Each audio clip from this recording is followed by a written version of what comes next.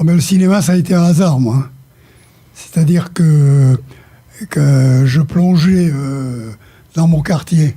Je plongeais d'une grue de 25 mètres. C'est une grue qui est au port de Nice, qui a été d'ailleurs, maintenant ils l'ont classée. Ils l'ont classée. Et donc j'ai commencé à me faire connaître avec ça.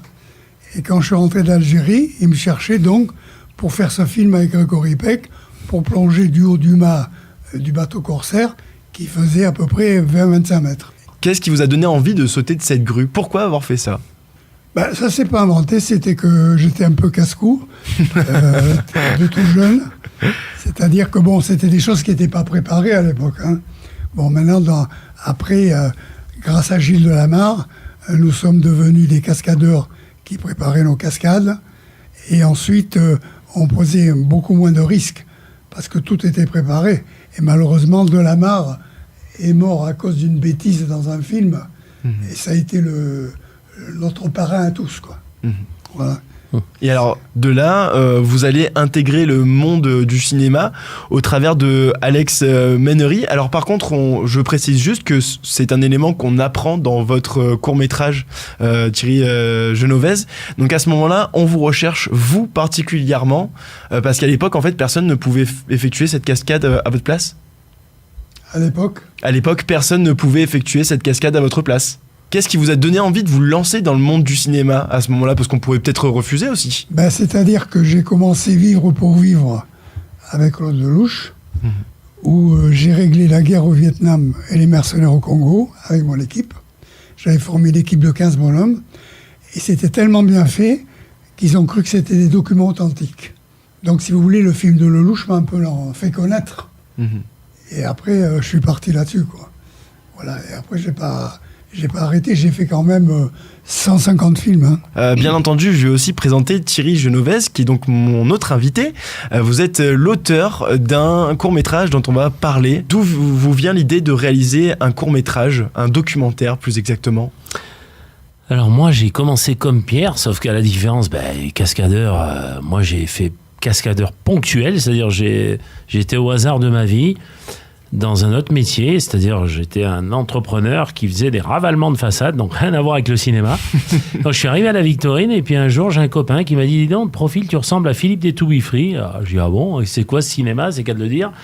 Et il me dit « Écoute, il y a un casting et ce serait bien que tu… » Et là on a un personnage en commun qui s'appelle Bernard Mazoric, qui a été un très gros directeur de production et qui me dit « Écoutez Thierry, oui, il a raison, est-ce que vous voulez faire le casting demain ?» Je dis « Oui, pourquoi pas ?» Puis je suis vraiment arrivé décontracté. Quand j'arrive le soir, d'ailleurs, je vois 50 personnes qui demandent qu'à travailler. Or, moi, j'ai déjà un métier. Les autres, ils attendent après ça. Donc, je me dis, mais qu'est-ce que je fais là? Je devrais leur laisser ma place. Et puis, je me dis, bon, je vais essayer. Et puis, en essayant, une semaine après, j'ai M. Mazori, qu'on connaît en commun, je le répète. Et il me dit, écoutez, Thierry, les gestes que vous avez fait plaisent au réalisateur qui s'appelle Moshe Diamant, qui est un gros réalisateur des films de Jean-Claude Van Damme. D'ailleurs, la plupart des Jean-Claude Van Damme sur la Côte d'Azur, c'est lui qui les a produits. Et il me dit, écoute, tes gestes, ta façon scénique, on va dire, leur plaît. Donc, tu es choisi. Alors, je me retrouve sur un tournage, 3 jours en train de doubler Philippe des To Be Free. Et ce qui est l'anecdote surtout, c'est qu'une semaine avant, je suis à la Pinède, à Jean-Lépin, et je me retrouve avec ma fille qui a 8 ans sur mes épaules et qui dit « Papa, je vais aller voir les To Be Free !» Donc j'ai dit « Oui, super !» Et donc, moi, une semaine après, je me retrouve en train de doubler Philippe des To Be Free. Alors j'ai dit quand même, c'est marrant le hasard, mais il n'y a pas de hasard dans la vie. Et on a dit « Écoute, j'ai dit d'accord, je veux bien faire ce film. » Et puis je l'ai fait. Et puis pour moi, ça a été vraiment de la terre à la lune. Alors, et un jour, je me retrouve après sur d'autres productions où je fais des doublages moto. Juste de la doublure, on va dire, parce que c'était pas de la cascade. Hein. Et voilà, et ça continue. Et moi, jusqu'à maintenant, j'ai fait 60 opérations cinématographiques. Alors justement, puisque du coup, on a 2 personnages qui ont pratiqué 2 métiers différents dans le cinéma, c'est quoi la différence entre un cascadeur et un doubleur ? Alors, doubleur, moi je vais en parler déjà, il en parlera après. Un doubleur, c'est juste, on prend votre personnage, on vous habille comme l'acteur, et vous faites les mêmes mouvements. Par exemple, la moto, vous faites que... Enfin, moi, j'ai fait que rouler d'un endroit à un autre. Par contre, là où Pierre, il intervient, c'est que si on lui demande de faire un saut dangereux d'un pont à un autre, etc., là, on intervient. dans le court-métrage, Thierry vous a appelé l'extraterrestre. Pour moi, c'est vrai que les cascadeurs me paraissent être des extraterrestres parce qu'on a l'impression que tout est facile. Comment ça se passe justement On prépare bien nos cascades, mais le risque zéro n'existe pas. Hein. surtout dans ce métier? Voilà. Hein. Par exemple, si vous voulez le saut de Monaco, l'élastique, j'ai des préparateurs. Oui, alors qu'on précise, vous avez donc établi un record du monde qui n'a jamais été battu. Jamais. Vous avez fait un saut à l'élastique en hélicoptère. Voilà. Il en a même fait 6. Oui, donc justement, on y reviendra. Mais là, il y avait mes préparateurs d'élastiques. Les élastiques, c'est des élastiques de slip. Donc, il les a raccordés les uns aux autres pour arriver. Jamais ils avaient préparé un élastique aussi long. Parce que l'élastique, selon la température, il se détend plus ou moins. Donc là, je suis arrivé à 50 mètres de l'eau. Et en plus, j'avais des caméras sur moi. Donc il ne fallait pas que je tombe dans l'eau. Donc j'avais une corde de 40 mètres à la cuisse que j'envoyais à un Zodiac et il me tirait sur le Zodiac parce que j'avais un ballon de 200 mètres. Et si vous voulez, physiquement, c'est dans le saut, mon cardiologue m'avait dit si tu fais ça, tu meurs. Parce que remonter avec le sang à la tête, tu ne peux pas t'en tirer. Et je suis allé le voir 2-3 jours après, tu vois, c'est pas mort. Et j'avais bien préparé ma cascade, c'est tout. Il me dit, mais t'es un extraterrestre, vraiment. C'est lui qui a sorti le mot. Le truc d'un cascadeur, c'est pas être fou, c'est savoir combattre la peur. Moi, j'ai toujours peur vis-à-vis de la mise en scène ou quoi, de ne pas faire les choses exactement comme il faut. Mais j'ai pas peur pour moi, parce que je suis sûr de moi. Bon, je vous répète, le risque zéro n'existe pas. Mais j'ai toujours bien préparé mes choses. Mais ça veut dire que vous avez quand même conscience des risques derrière ça. Comment, dans votre tête, vous vous préparez pour ne pas être effrayé par rapport à ces risques? Je suis cool, je suis détendu, et je sais que ça va marcher, quoi. Voilà. Parce que je me prépare bien physiquement aussi. Hein. C'est important. Hein. Il faut savoir un truc, c'est qu'il a commencé dans le Verdon, donc à l'Artuby, Et oui. pour aller vers ces records du monde. Alors, ça, vous l'avez fait à quel moment? C'était pour le cinéma que vous aviez fait ces records du monde-là? Mais quand je sautais à l'Artuby, au pont de l'Artuby, ça m'a donné l'idée pour ne pas faire un saut d'hélicoptère de très haut, puisque c'est maintenant faisable en le préparant. Donc, à l'Artuby, j'ai fait de la barrière, j'ai fait 7 périlleux arrière en descendant quand même. Hein. Je faisais tout saut de l'ange, périlleux arrière, parce que le pont, il est comme ça, l'Artuby. Mais il y a eu plein de morts au début, parce que l'élastique frottait contre le mur. Et après, on a mis un câble relié à l'élastique, parce qu'on remonte de l'autre côté du pont. Et ça frottait. Et il y en a plusieurs qui sont tombés. Donc, bien sûr, pour assurer les personnes, aujourd'hui, le risque n'existe plus, parce que de toute façon, il n'y en a pas eu. Hein. Mais à l'époque, oui, on était au début de ce genre de pratique aussi. Maintenant, c'est à 100% de sécurité. Hein.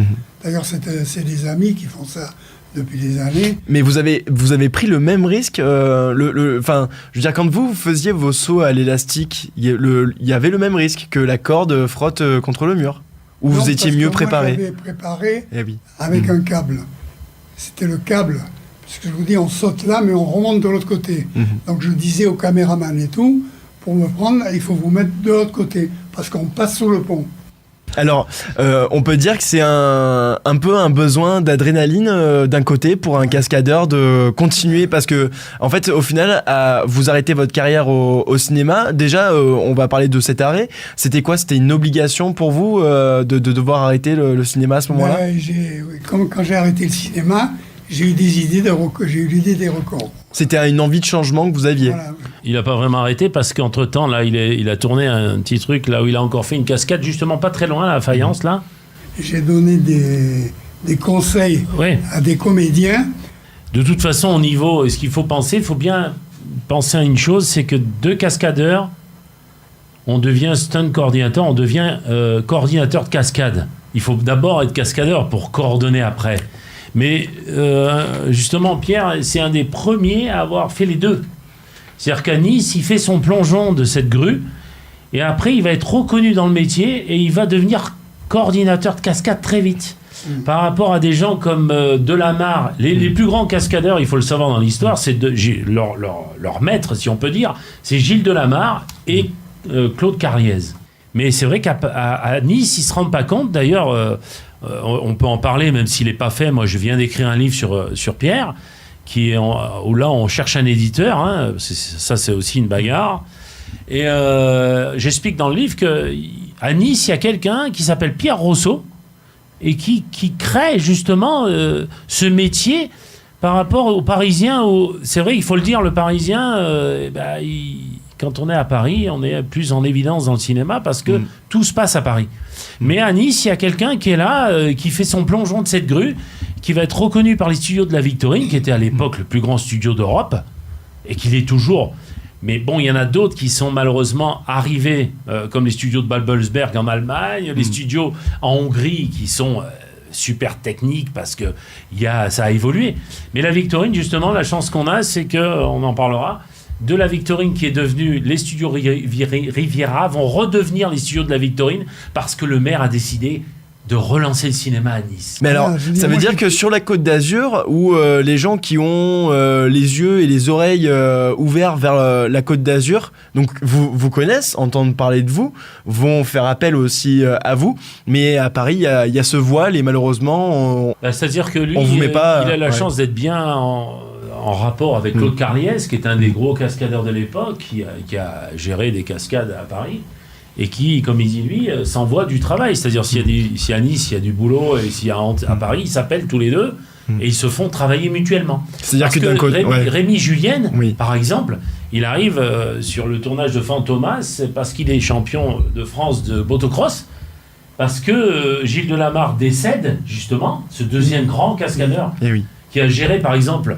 l'homme de Rio avec Jean-Paul Belmondo, et il se retrouve qu'il décède dans un accident de voiture, un accident de décapotable, parce qu'il va mourir là, malheureusement, sur un tournage, et Rémi Julien arrive, et il prend la place, sur Paris, du moins, de Gilles Delamarre.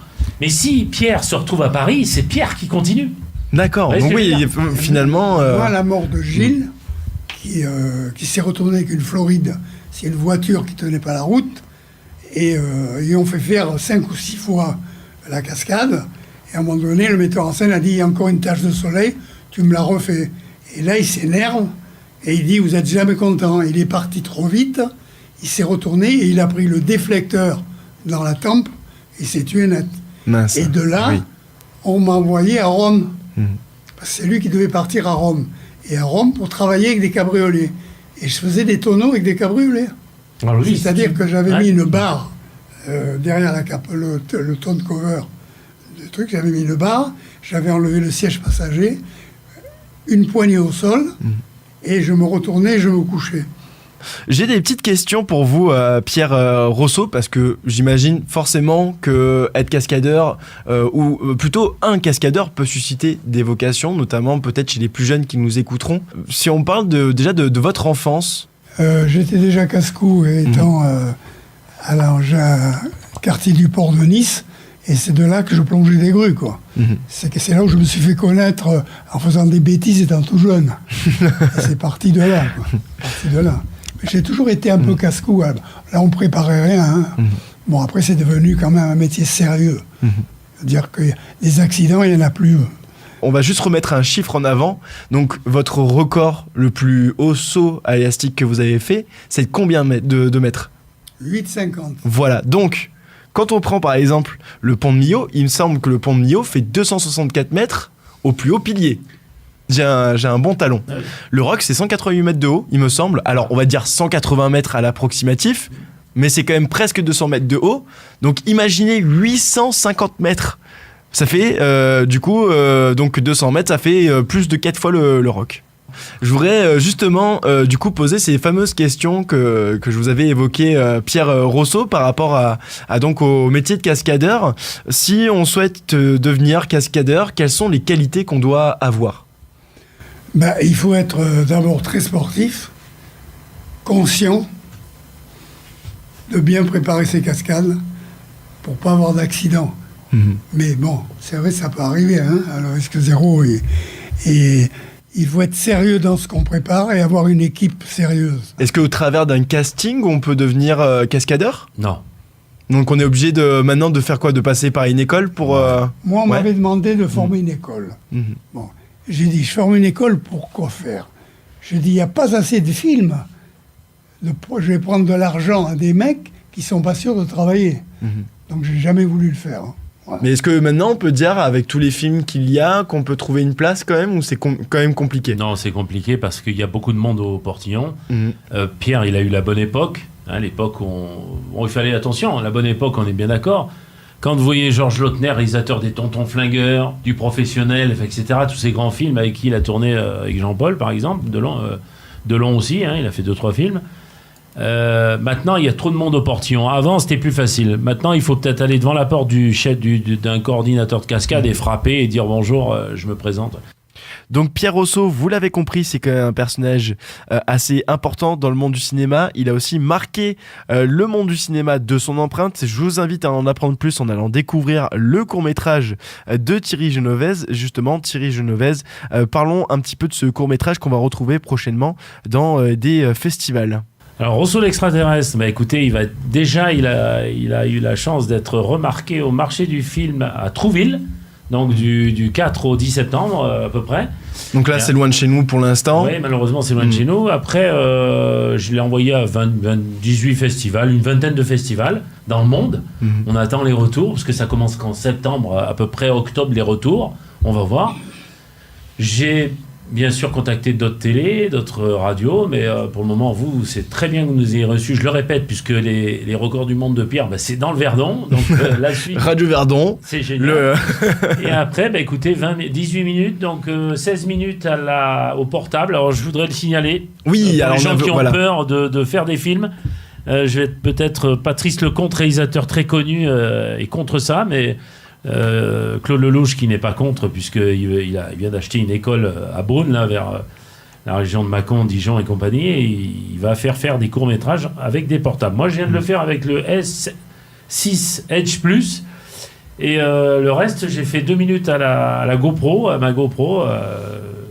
Alors, la nouveauté, oui, c'est ça, c'est 18 minutes, je suis désolé, c'est 16 minutes au portable. La plupart, il y a des festivals d'1 à 2 minutes, pas plus. Mais pourquoi le téléphone ? Parce que j'ai essayé, j'ai vu les images, je vois les photos, je me suis dit, mais attends, il n'y a pas besoin de caméra. Hein. Oui, c'est des images qui, pour vos besoins, étaient largement suffisantes. Largement, et même si demain... C'est un très beau documentaire que je vous invite à découvrir, qui donc parle de Pierre Rosso. Nous avons la chance de l'avoir dans notre studio. Thierry Genovese, merci aussi d'être venu dans le studio pour présenter votre documentaire.